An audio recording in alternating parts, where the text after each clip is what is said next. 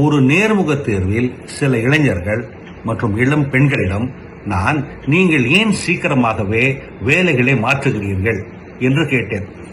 அவர்களுள் ஒருவர் கூறியதை என்னால் மறக்க இயலவில்லை. நாங்கள் கடினமாக உழைக்க முடியாததால் வேலைகளை விடவில்லை. நாங்கள் என்ன வேலை செய்கிறோம் என்பது குறித்து மேலாளர்கள் அக்கறை காட்டாததால் விட்டுவிடுகிறோம். அவர்கள் காலை 9:30 முதல் மாலை 6:30 மணி வரை எண்களை உட்கார வைப்பதில் தான் நோக்கமாக இருக்கிறார்கள். ஏனென்றால் அலுவலகத்தில் கலாச்சாரம் அப்படி இருக்கிறது. வேலை முடிந்துவிட்டால் கூட வேலை நடக்கிறது என்பதை காட்டுவதற்காக எண்களை உட்கார சொல்லுகிறார்கள் என்று கூறினார். அந்த பதில் எனக்கு உரைப்பதாக இருந்தது. இன்னும் இந்த உலகம் முடிவுகளை கருதாமல் மணிகளை பார்த்து கொண்டிருக்கிறதா? திறன்களை பார்க்காமல் இருப்பையே பார்க்கிறார்களா?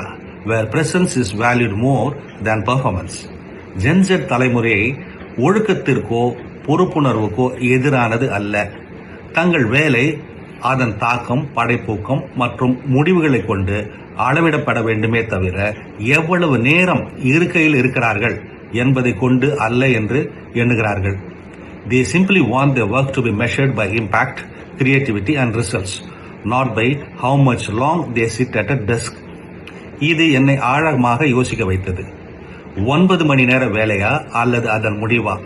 எது முக்கியம்? ஜென் Z தலைமுறையினரின் இந்த எதிர்பார்ப்பு சரியா தவறா? ரோஹித் மனோச்சா இந்த கேள்வியை கேட்கிறார். இது போன்ற சிந்தனைகளுக்கு தமிழ் பூமர் அபிஷியல் சேனலை சப்ஸ்கிரைப் செய்யுங்கள்.